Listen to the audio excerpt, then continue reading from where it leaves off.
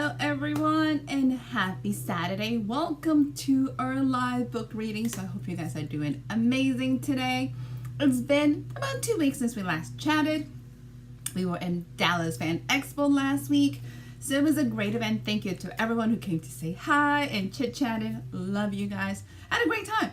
Normally events like that are very, very draining. We were there from Friday to Sunday, but it was a lot of fun. We were super excited to see everyone.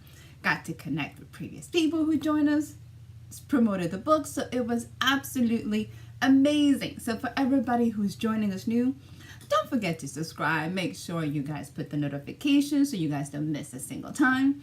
I'm on a mission to be here live every Saturday, whether we're doing a live book reading with you guys, interviewing people on the podcast, just trying to connect, get you guys back into the flow of just having some fun and just enjoying yourself. Remember, I'm live here on YouTube as well as Facebook, so you can follow us on anything. And because I'm live, I'm going to be looking down just to make sure I don't miss anything. And to make sure if you have any comments, go ahead. We're now still discussing Intern. Ta-da! We're doing chapter 5 and 6 of the book. For all of you guys who are wondering, what is DC doing right now and why are we doing this? So it's a lunchtime book reading. Please remember, I am not a professional narrator. I am an author having fun sharing her books with all of you guys.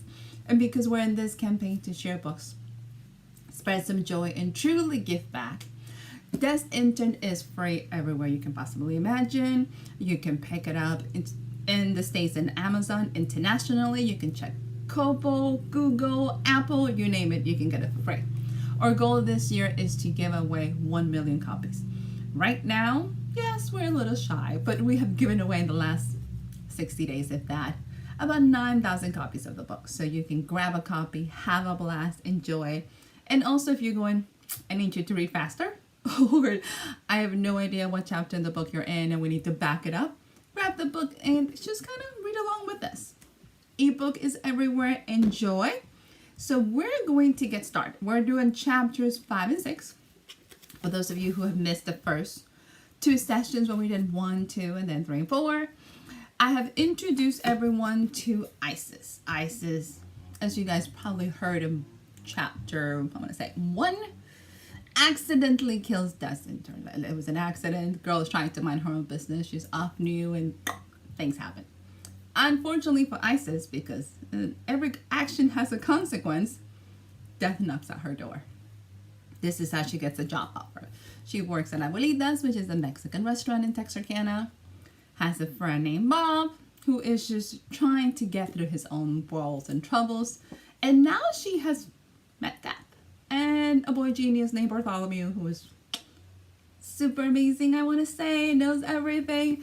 And now she's also have met Constantine. So chapters 3 and 4, you got to meet. We met Death, we met Abuelita, so you met a bunch of the main characters in the series. Where we are now is kind of the questions of the things. She tries to go back to work because, let's be honest, she, in her mind, is not taking this job. Why would she do this? It sounds insane. She wants to be left alone. Except that now she's starting to see things that had never happened before. So a normal day at the job at Abuelita's, minding her own business, a little late, but still trying to make it through. Now she's looking at the world not the way she was normally used to. So this is where we're going to pick up in the book. For everybody, thank you so much for joining us. Let's jump in. We're now kicking off chapter 5 of Intern. And questions, concerns, comments, make sure you put them in any of your chats. Let me know what you guys think. I'm looking to make sure if you guys need some reply. Just remember, be kind, be gentle, be nice. Some of us are just here just to have some fun. So let's get started. Chapter 5. Like everything else in town, the business park was less than 6 minutes from Abuelita's, heading west on 82. I was there in less than 4. The outside looked all like the other metal buildings in the park, just taller. No windows in the front, and the ones on the side were too high for anyone to climb, unless you had wings, like Gabe. I was still in shock, and I pray this was all a bad dream. They were doing the, hypnosis on me, and life will go back to normal. That's it. Dehypnotize me. That's all. So for anybody who is new to this, urban fantasy, action pack, it also takes place in Texarkana, and it's all from the perspective of Isis. So this is to some extent Isis biography. So here we go.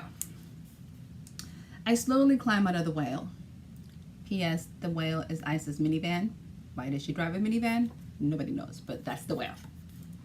The sign of the building, Reapers Incorporated, was written in Gothic red, blood red to be precise.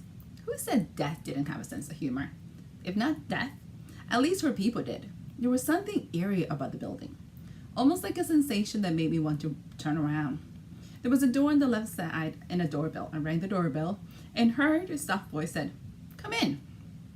I stepped into a narrow hallway, 4 feet wide by 6 feet long. The door behind me closed on its own, and I heard a lock kicked in. There was another door at the end of the hall. When the first door closed, the second one opened.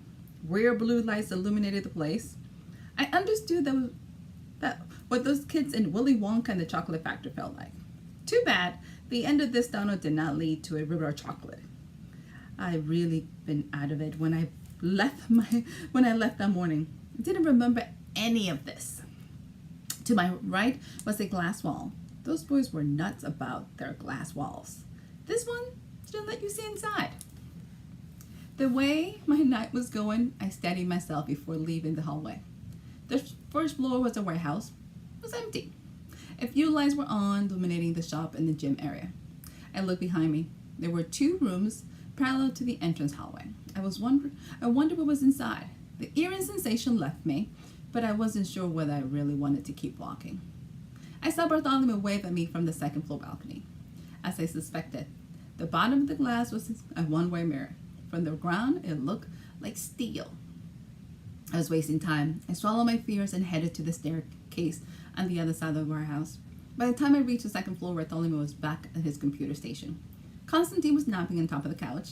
I started talking even before I reached him. "What have you done to me? I'm broken. For the past 4 hours, I've been seeing things. The world looks weird. This headache won't go away. This is all your fault. I was fine before I got here last night." Constantine jumped up. He wasn't used to waking up to screaming girls. "Whoa, do you normally talk that fast?" He yawned lazily. Bartholomew just looked over his shoulder and kept working. "When I'm mad or nervous, I sounded like a 5-year-old. It was unnerving, but I was sure Constantine could see into my soul." "Good to know. Now, one more time. This time, slowly and from the beginning. What's going on?" He laid his head on his paws and stared at me very closely. Note to self: never get into a staring contest with Constantine. I will lose badly. "I'm going mad. I saw a guy with wings. Not the fake kind, honest to goodness wings." At that, Constantine had snapped to attention, and this time he was fully awake. Bartholomew also stopped what he was doing and was staring at me. "Constantine? Is that possible?" "It's way too early," Bartholomew said. Bartholomew sounded worried, and Constantine looked at him in silence. "It's really hard to read emotions in cats." "Where were you, Isis?" Constantine was back to staring at me with those penetrating eyes. I hadn't noticed, but Constantine had a blue eye and a green eye. At least he wasn't a black cat. I would bet money that he thought his stripes made him like a tiger. "I was working at Abuelita's." "Didn't they know I had a job?" That explains it. Abuelita's like the Starbucks for the supernatural community in this area, without the coffee. Constantine was nuts. That did not explain a thing to me. "Okay, like Yoda, what are you talking about?" I was not a patient person at times. "Your third eye has opened." It didn't help being around so many magical people all at once. But Bartholomew is right. It is very early. I probably looked totally lost because Constantine kept talking. "When Death kissed you, she transferred some of her powers to you. Typically part of the process. A very small amount, nothing major. But now that you're able to see the other side, It should have taken weeks, if not months. Constantine, death marked her the night she killed Tech. It's been 6 months. Bartholomew delivered that line very seriously. It sounded like a death sentence. No pun intended. Third eye, like in Chakra's third eye? Never mind. It doesn't matter. I haven't agreed to any of this. Can you just make it go away? I was ready to beg. You are correct. It is your frontal chakra, one of your 7 main ones. Unfortunately, no. Once it's open, you can't make it go away. I can help you control it. Constantine was looking at me from the couch. It sucks. When you see them, they acknowledge you as well. I avoid the outside world as much as possible for that reason. Besides, Bartholomew's computer's beep and he turned back around without finishing his sentence. Okay. Let's get this lesson going. Sit over here and face me. Constantine took over very authoritarian air.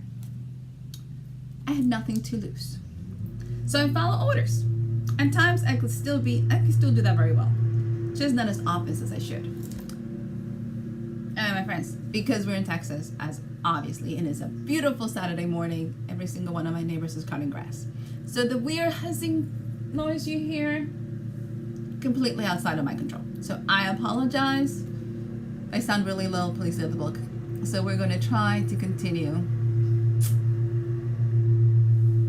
with the sound effects outside. In case you wonder, we're not cutting the grass. Somebody else is cutting the grass outside. So hopefully they will go and do that quietly somewhere else. So here we go. I'm going to continue.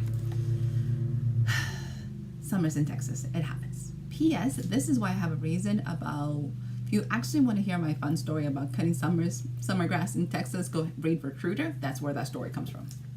Here we go again. So, why are you two not glowing? I asked Constantine after I settled down. I am a talking cat. What else do you want to see? He did have a very valid point. A very old talking cat. Magical for that matter, murmured Bartholomew from his seat.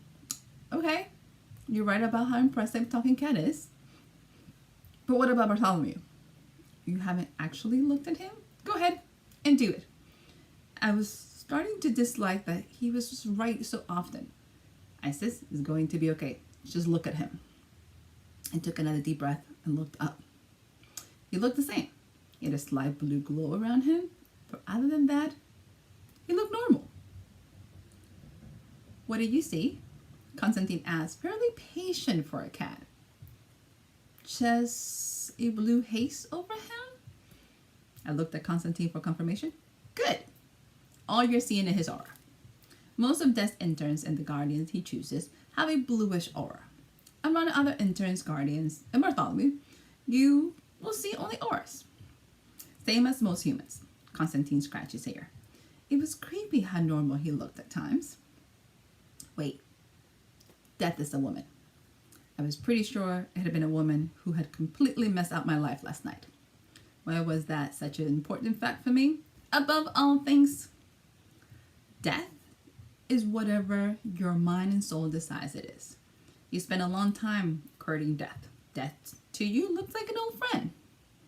My mouth was hanging open. Death is a woman for me too, Isis. I think it's because we're both orphans. We see her as a parental figure. Bartholomew's explanation was even more disturbing than Constantine. You're procrastinating. Can we start? Constantine was annoyed.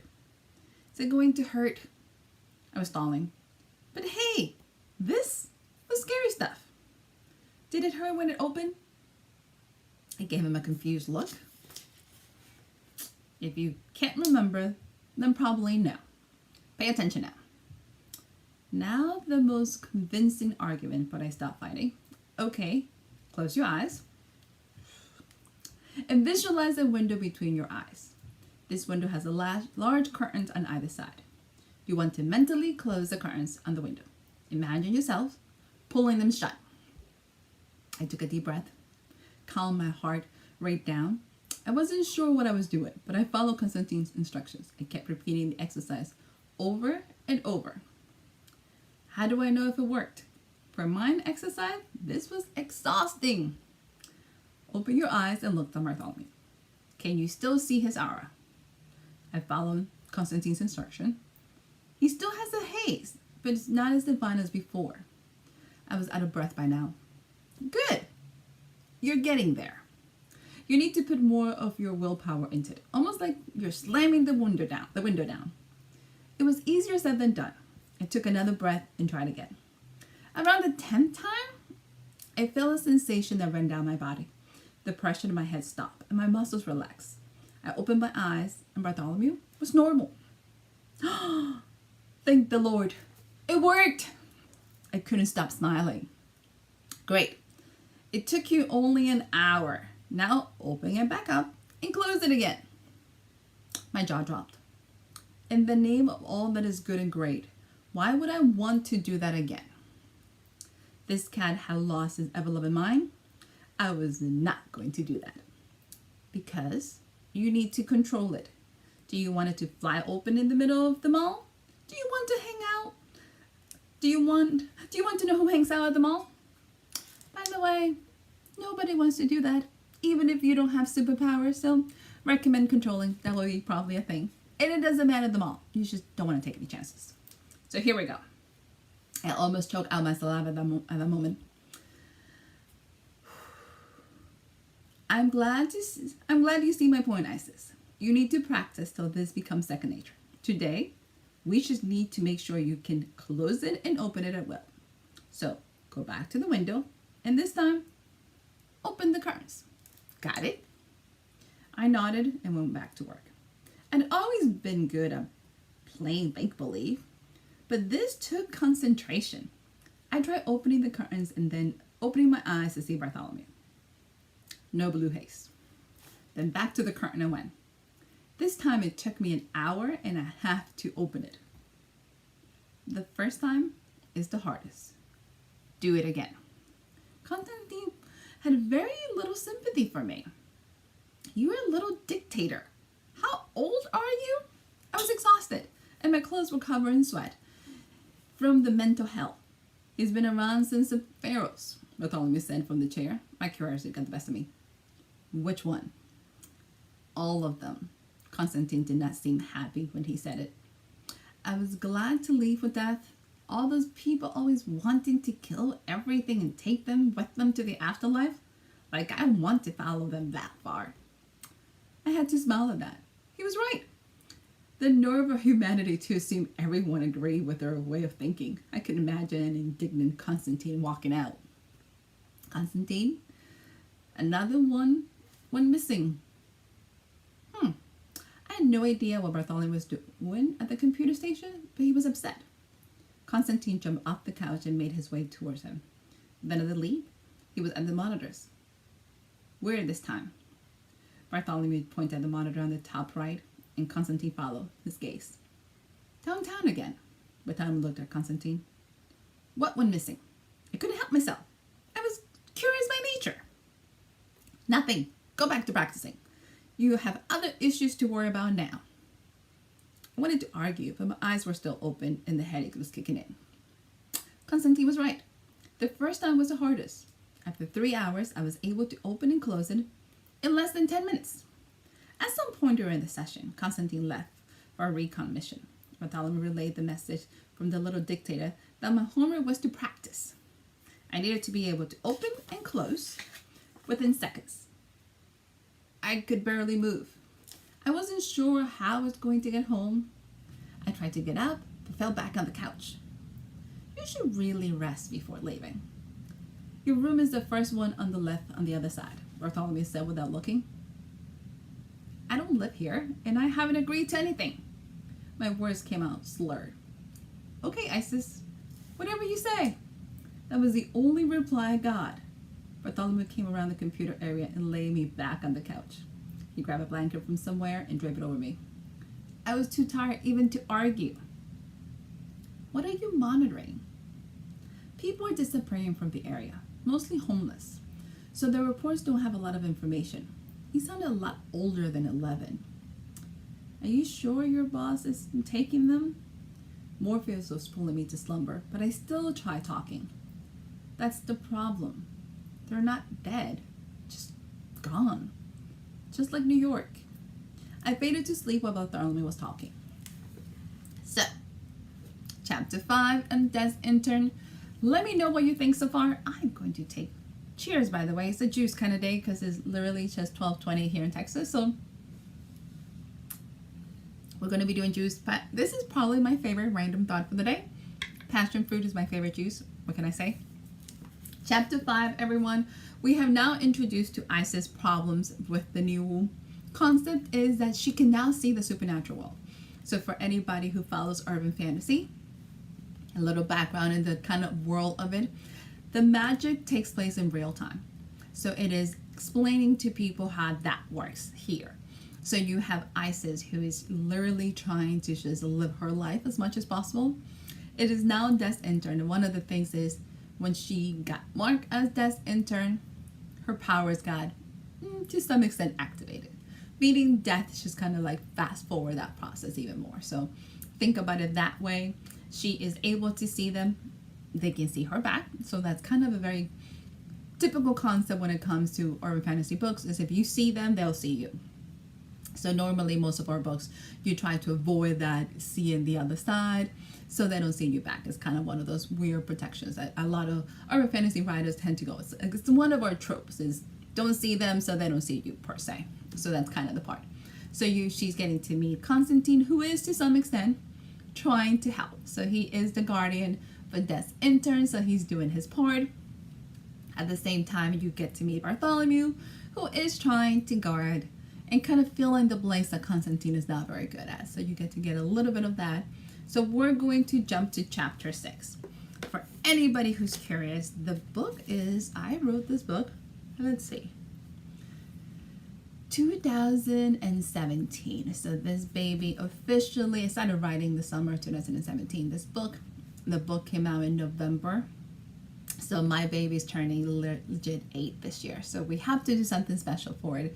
Hence the million book giveaway for everybody is super fun, super bunch of action adventure, and Isis is just trying to do her best. So let's jump into chapter 6.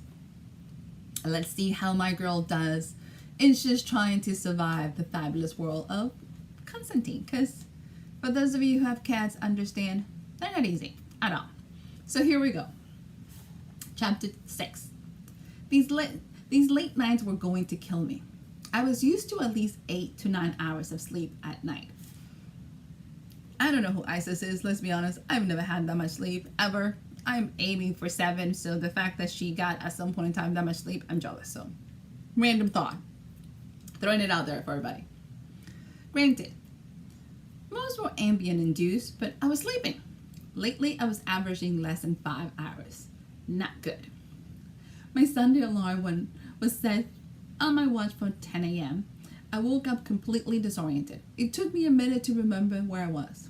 Blessings for the alarm, since I had to head home to shower and get ready for work. My shift at Abuelita started at 11 a.m. Abuelitas offer a brunch special on Sundays for the church crowd from 11:30 to 3:30 p.m. We were closed for dinner on Sundays. This is one of those things that I'm a brunch fanatic. So if anybody is also brunch fanatic, send me some notes. I would like to hear. I'm crazy about brunch. I even have a shirt that says brunch is my thing, which my brother Miguel makes fun of me all the time. But no, don't tell them that. It'll be all good. Here we go.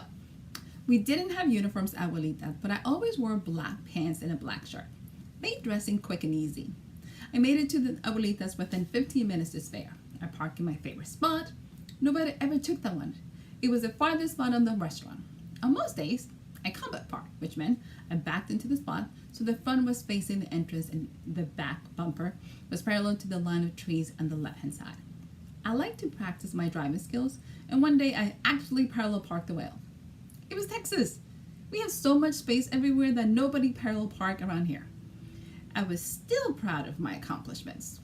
P.S. I have not parallel parked since I left New England, so this was the thing that I tried to do. I've never tried to parallel park with a minivan, but in case you have, let me know. But yeah, parallel park is something. My cousin is amazing. I could use some practice. Oh well. Today, I was so tired that I didn't bother to come back park. I pulled into the space and was grateful the whale looked fairly straight. I locked the whale. Nobody was ever going to steal it, but why tempt fate?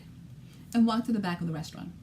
Abuelita was busy stirring a pot of crispy Southwest potatoes for her huevos rancheros, and when I walked in, huevos rancheros were a house favorite. Most of her clients had their huevos with chorizos, but they were still amazing without the meat. Maybe it's just work abuelitas for the food. Isis, I wasn't expecting you this morning, but I'm so happy you came. Angelito was out with his new girl and didn't come home last night. He probably will be late if he makes it in. This is not like him. Abuelita was right. Angelito was a player, but he always put abuelitas first. For him not to come in when he was scheduled was not like him. He might come in before we open. I have barely made it in time myself, so who was I to judge the boy? How are you feeling, dear? You look awful last night. You're not looking much better now. Abuelita was trying to sound normal, but her voice was lined with worry. I noticed she was trying not to stare at me. I appreciated the space, but I knew it was taking a lot of effort for her to hold back. My headache is gone. I'm tired, but okay. You were right. I was just tired. No need for all the details from last night. The less Abuelita knew, the easier it will be. At least I hope. I'll get the dining area ready to open. Do you need any help back here? I think I got it. But would you like to work the rest of the week? My nieces are heading to Mexico on vacation and I need extra help. What do you think? Sure thing, Abuelita. I could use the money. Thank you for asking. That wasn't a lot. I really could use the money, especially after I left early yesterday and missed all my tips. Besides, I will do anything for Abuelita. Oh, good. Now, I don't have to ask that crazy cousin of mine.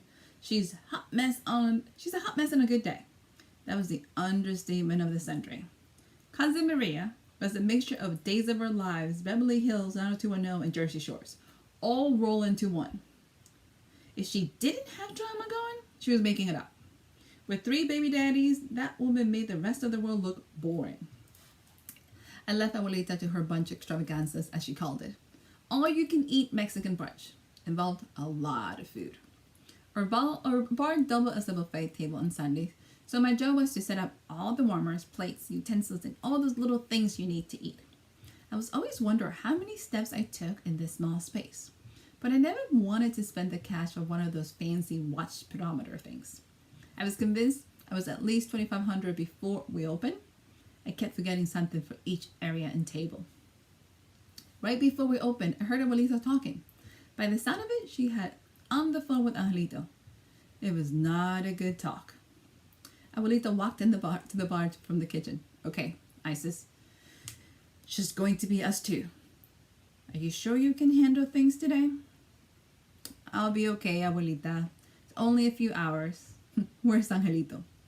I was hoping he had a really good excuse for bullying us. According to him, just getting home from driving all night. Something about going to Dallas with his girl. He sounded exhausted. After your spell yesterday, I was afraid of having another tired server around the customers.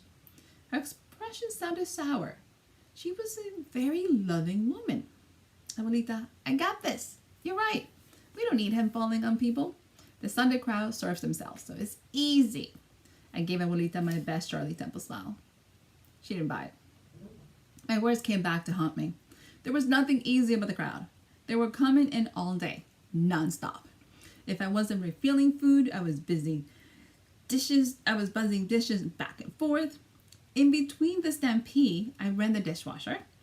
I was so grateful for the little things in life. I wasn't sure how Abuelita did it. The food never stopped coming, and it always delicious and hot. Even the people with special place were impressed. The drive-thru was killing me. By the time I got one order delivered, another car pulled up. 4 hours on my feet, moving like Sweetie Gonzalez, took a toll on my poor feet. I didn't fall asleep on anyone or drop any more plays. I was too busy to even daydream. My only goal was to head to bed the moment I left Abuelita's. It was 3:45 when the last customer left. Cleanup on Sundays normally took about an hour, but that was with Angelito here. I braced myself for at least 2 hours. Hardcore manual alert. Abuelita was in a fabulous mood. She was singing an old salsa song to herself. I was hurting everywhere, but slowing down was not an option. All warmers, plates, and utensils had been cleared from the dining room area and moved to the back. That was my normal pattern.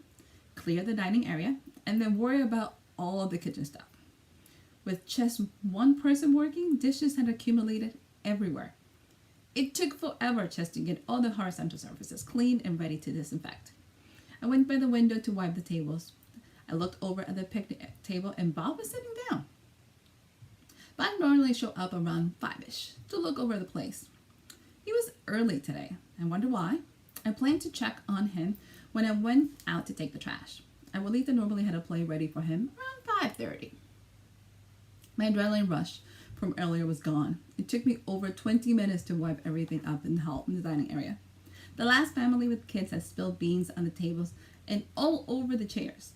I wasn't even sure how that was possible. The kitchen was my next target. I decided to take a break and deliver food to Bob instead. I went over to the window and saw 2 men carrying Bob to the door of a van. He wasn't dead, I hope. They looked as they were helping him walk. What in the hell was going on? I ran to the door just in time to see a brunette girl in her late teens close the van door. "Hey, bring back Bob!" I yelled at the top of my lungs. Okay, so my comeback lines were stressful situation were not that great. I searched my pockets for my phone, but I left it in the kitchen counter. I ran back inside.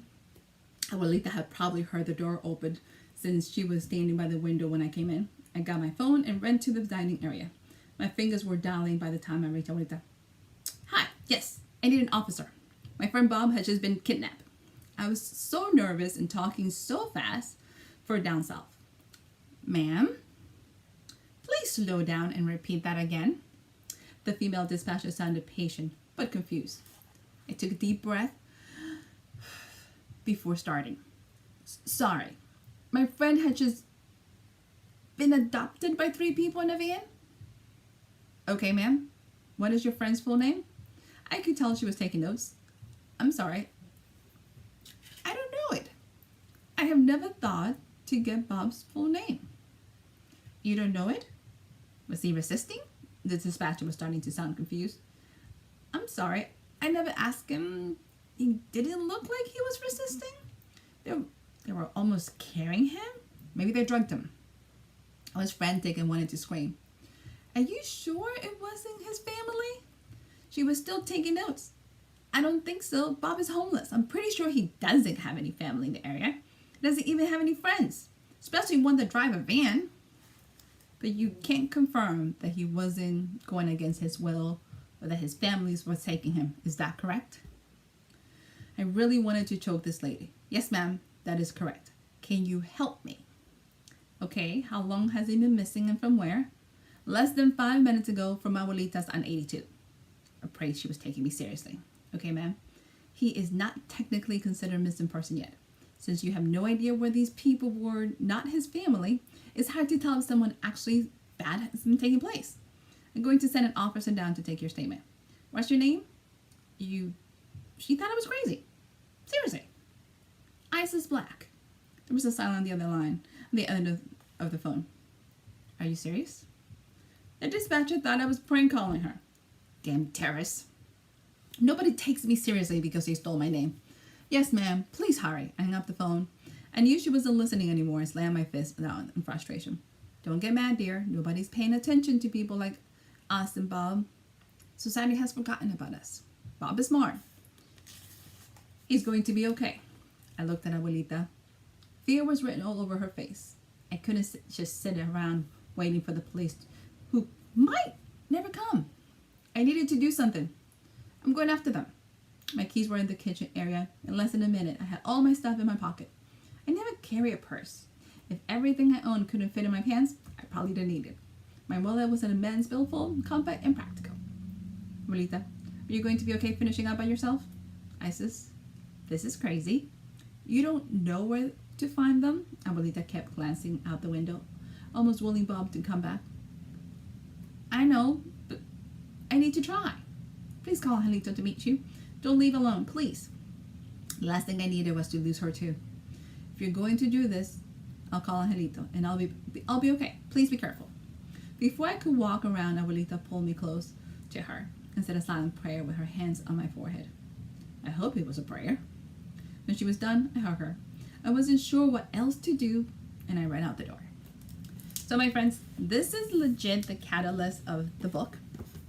This is kind of the incident that makes Isis, among many incidents that you guys can tell, decide that she needed to do something. So at this point in time, we're in the middle of the story. So Isis can't tell anybody she works for death. So that's step number one. So the poor girl has a new job that she can't talk about. Is seeing magical people that she can't talk about. Has a talking cat as a guardian that pretty much thinks she's kind of crazy. Slowly trying not to lose her mind. Works for death, a talking cat. She has a boy genius trying to help her. And on top of all of that, because let's be honest, what else can possibly happen to Isis? Her only friend, Bob, happens to get kidnapped. So if all the things don't happen to add up to more madness in her world, this is where Isis is at. So we have finished chapter 6. Isis now has lost Bob. And because she just, let's be honest, if your only friend got taken away, you saw this, what will you do? So she has to do something. She has no idea what she's doing. She has no idea what she's doing as this intern. She's kind of a little bit just trying to mind her own business, and here we are. So we are going to come back next week around the same time, probably 11ish, to get us back on. Ooh, we're going to be a little later next week. So next week we'll be here in the afternoon. Probably we'll do it in the evening reading. I will be running around. I am a Rotarian, so we have Rotary meeting next week. So I'm going to be back tomorrow, Saturday afternoon, with our next readings of chapters 7 and 8. Because if you're curious to find out what happens to Bob and if Isis has any luck in this, because this is where she's at, join me again. In the notes, remember, we have the link for the book. You can pick up this Intern at books-to-read.com/deaths-intern. It's available everywhere, my friends. It is free. Share with a friend. Spread the joy. Please, please stay safe.